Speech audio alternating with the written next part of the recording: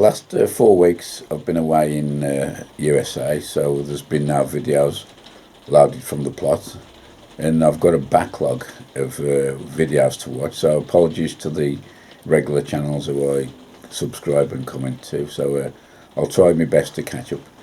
In the meantime, while I've been away, the reliable posse of plot holders over there have looked after my plot really well. I've just had one quick peek since we come back. Still a bit jet lagged, to be honest. So this video will just be a quick roundup of how the plot's gone while I've been away, what's grown, what's died, and what's happened over there. So it's just started raining. It looks like a little shower. As soon as it's finished, we'll nip over there and have a look. Before we have a closer look at the beds, this is an oversight of the whole plot, and even I can see the difference since I left it last time.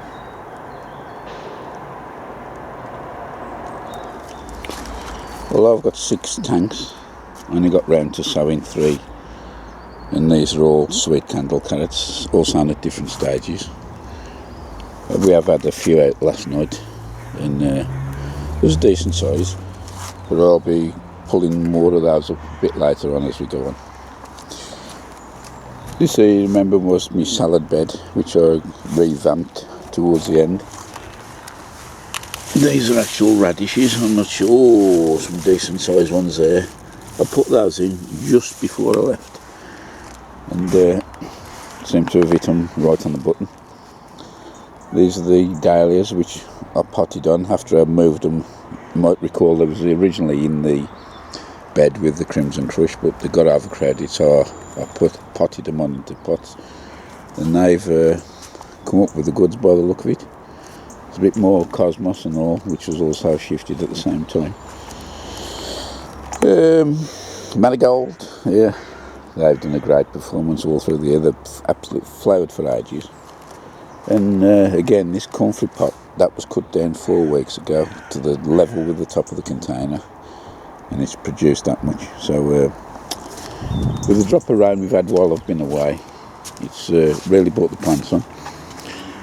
Loads of weeds in the path, and looks like I've got a lot of drop off the apple tree, even though there's still quite a lot of fruit on it. Sweet corn don't look too good. That's because just before I left, I did actually pick most of that. In fact, I think I picked all of it.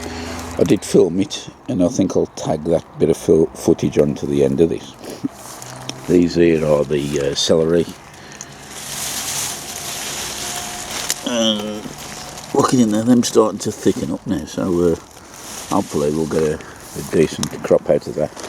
They have had plenty of water, which they do look like, and they've definitely thickened up, so that's good news. Here is the bed with the Crimson Crush, and well, they've just, well, result is fantastic of these. I just love these tomatoes, love the flavour. Each plant I've had loads and loads of fruits off. As you can see, still red stuff, no sign of any blight on here at all. And I've had some split, as you can see there. This obviously with the water situation. But the number of tomatoes we've had off here has been fantastic. I do intend on doing a trial on these next year, although I say they are my number 1 tomato, and I'll be putting up against another allegedly blight resistant variety called Mountain Magic. There's a couple on our site, Andy and Marine, have grown that this year in their greenhouse, and they've had huge crops off that as well, so it'll be interesting to see how they compare. I have tried the flavour of them, and the Mountain Magic flavour is nice as well, but I must say, Crimson Crush, highly recommended, from Sutton's. That's where I got my seed from, and I thought you'd enjoy trying that. They're really good tomato flavour, and nice and firm. In here we've got these are the Swede. Again, these are bulked up. There's nothing before I left, and I don't know if you can see anything on there. I'm just starting to put a bit of size on now. I think this variety is a variety called Brora, B-R-O-R-A. I've never grown these before, and looking at what I can see so far, I'm happy with those. These are the parsnips, the old Gladiator F1 trusted variety, which I tend to grow each year, just like this rain go past.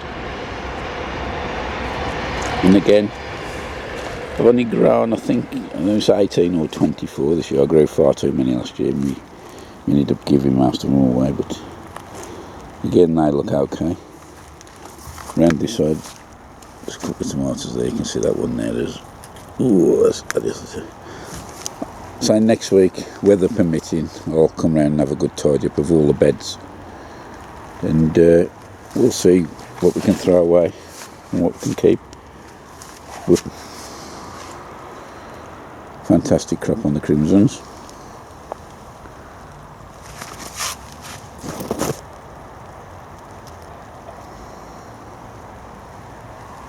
So that was the end of the sweet corn, which I'll show you later. In this bed here was the cabbage. I did harvest these before I left. This was the bonus for me when I got back. The cauliflower, these are the Clapton ones, and there's no sign of any hearts at all. But, these have come up with the goods again. One or two just starting to go over. They've got a bit of purple showing on the curd, like that one there, but about to salvage quite a few and get them into the freezer, what we can't eat straight away. The broccoli, hit and miss this year. This is the Iron Man. My fault partially, although we have got one or two florets which have shot up from where I've cut the original head off, put the cross in, and it does throw other ones up. So that's probably a little bit of bonus for us later on. Moving on to this end part here now, this is the Brussels sprouts. These are Trafalgar F1. We've got, I don't know if you can see through the net, but they've got the buttons just starting to come on. So another 2 or 3 months, hopefully, we'll get a decent crop off them. And again, that goes the full length of the brassica cage. These are my leeks. Looks like we've got rust on those. I didn't cover them up this year, unfortunately. One thing and another, never got around to it. Decent thick stems, and I've still got some pot leeks on as well. 1 or 2 showing a bit of rust on. I was late putting these out, actually. I didn't think they'd come to any good, but they've thickened up, and I think we'll get some meal out of them anyway. The other bed you might remember was the onions, which are covered up with manure and put the plastic on, and they'll stay like that now over the winter until we start looking at them for next year. So this is the other part of the leeks. Under this bed was the Charlotte potatoes, and I took all the haulms off and just covered the bed with black polythene. Main reason for that, because I knew I'd be away, I put that over just in case we had any blight, and cutting the haulms and covering that would eventually protect it, or give a bit of protection. As it was, I don't think we've had any blight here. In the other bed, there's 2 beds here of these are the Sao Palmeiras. Most of the foliage has started to die down, and in the middle you can see the sunflowers. We've got some big size heads, so I'm not sure when the sunflower challenge, if it's finished or what, but I will say put a ruler across the big ones when I'll get around to it. The rain's starting to come around now, so I'm going to move into the greenhouse quickly. But looking here, these pots here, these are the potatoes.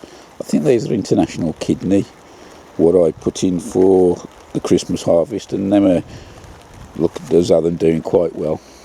And there's the bean cage. So I'm going to have to go in the greenhouse because it's raining.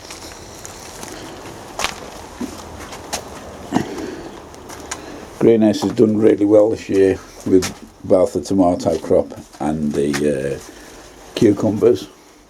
Still got a few little cherry tomatoes on here to harvest. Loads of cucumbers and peppers.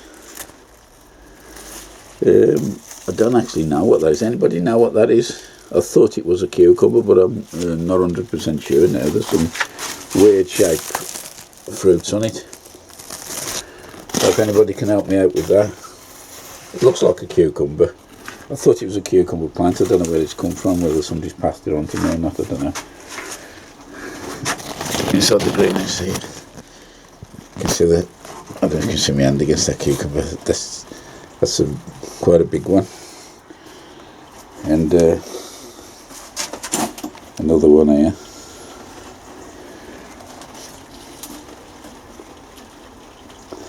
So I've had literally dozens of cucumbers this year. There's another one here. It just seems to appear as you move the foliage away. So it's so there's a large man in the back there. Them starting to go over now. That'll probably end up going in the worm bin. Another one there. And here's the greenhouse watering system where the plot holders come in each day and, well, as and when, and just have a look. If there's a tick in and it's been watered, if not, they'll water and tick the box. So big thanks to them. They know who they are, who's looked after the greenhouse while I've been away. One thing I want to show you, and it was a bit of a shock to me, was this capsicum, the pepper, and here it is. Here's my hand here.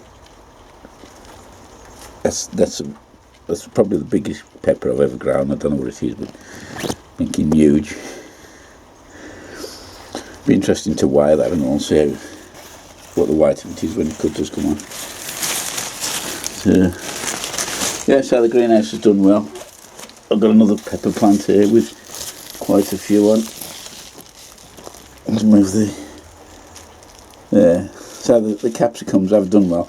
One thing I try to do every year and always fail is sow the peppers early. I never got round to it again this year, but looking at them, I'm happy with that.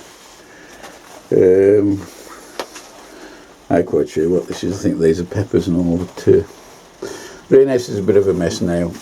I'll say cherry picking. It's actually picking the best of the fruits, what's off in here, which is the tomatoes and these cucumbers and the peppers.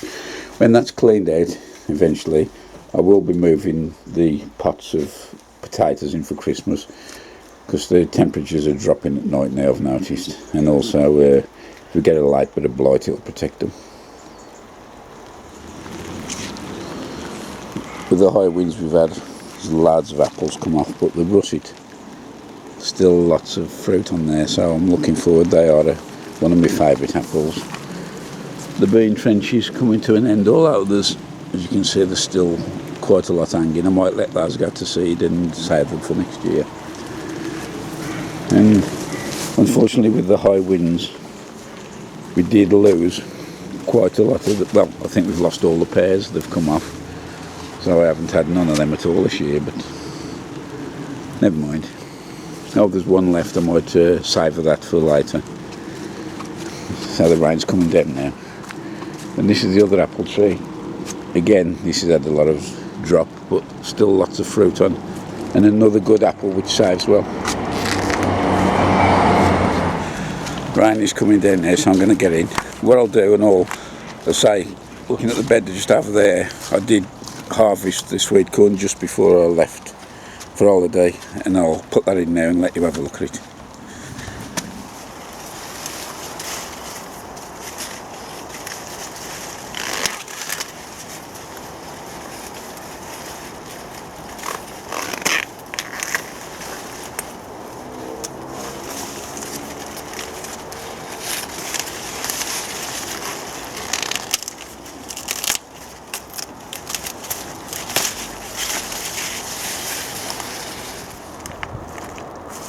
I've just picked my first sweet corn,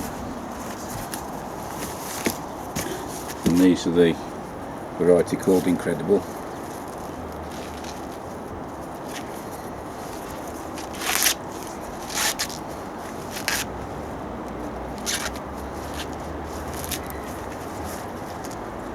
First time I've ever grown this, but I think it's on the list for next year.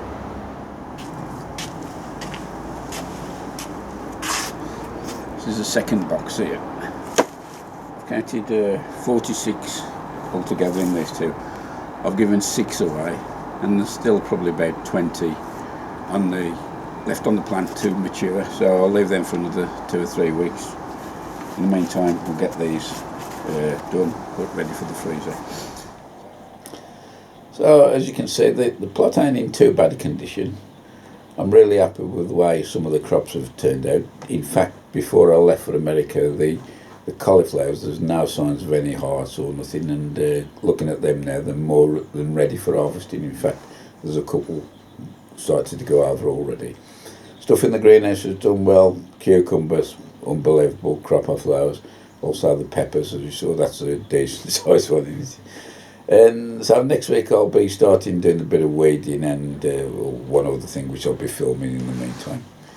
So one thing I was going to mention, just before I left for holiday, I did get in touch with Mick Pulteney. Most of you know Mick, and he's got his little posse of the green team who he looks after over there, together with some other helpers.